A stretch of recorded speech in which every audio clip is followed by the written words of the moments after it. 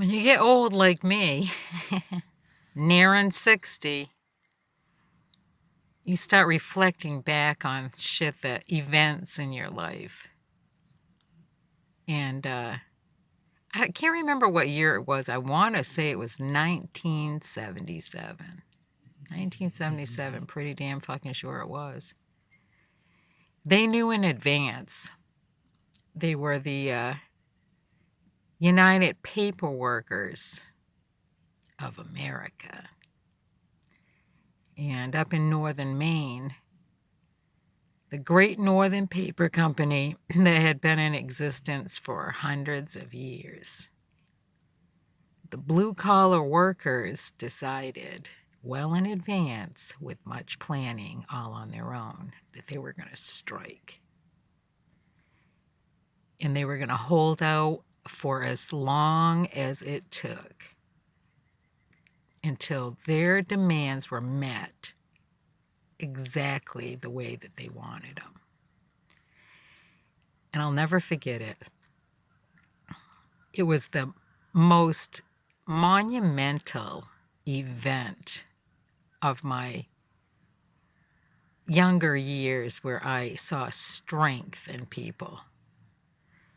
And so the advanced planning was mostly men worked in the mill and women stayed home back then with their kids, and they took care of the house. So the advanced planning went something like this. We're going to strike and we're going to hold out. We don't care if it goes on for months or into a year or over a year. We're not backing down.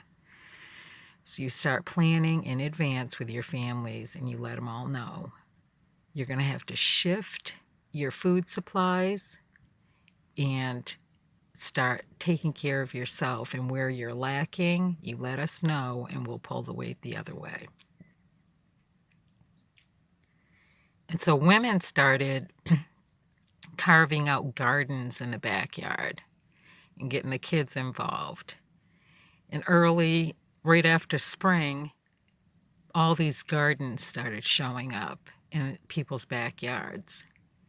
We burned wood up in northern Maine to heat our homes. And so after we took care of the wood needed for the winter in advance for our own houses, we would go from house to house and help out wherever we could and pile wood or do whatever we had to for our neighbors, because our community pretty much survived on the livelihood of that mill.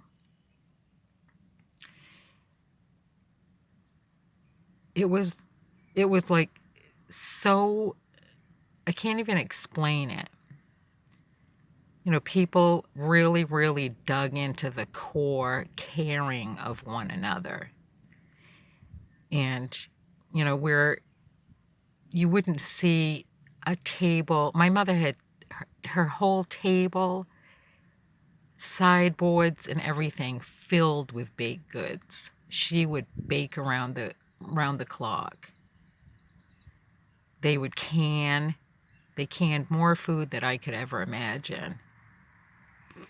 And we made it through, and they got what they demanded. The strength of the blue-collar workers. They got what they demanded because they were underpaid, overworked, and carried much loads. And I'll tell you right now, there were no logging trucks during that time frame making movement up and down those roads. It was almost like a peaceful surrounding of silence.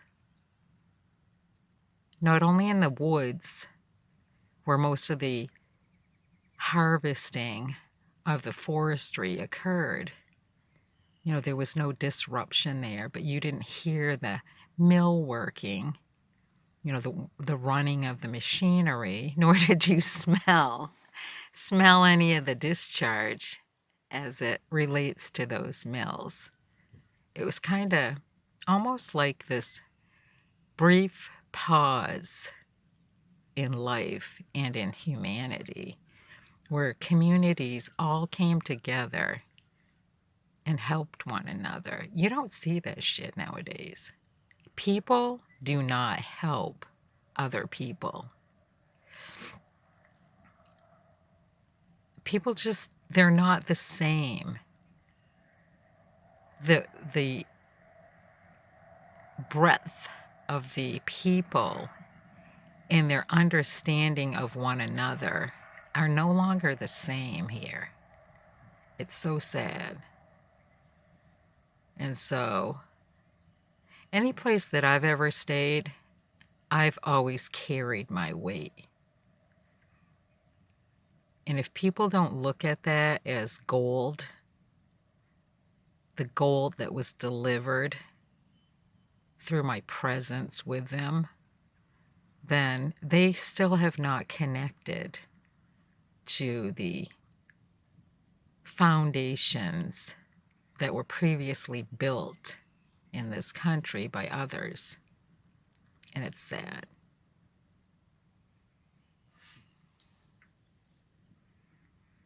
The United Paperworkers of America. Hoo-hoo.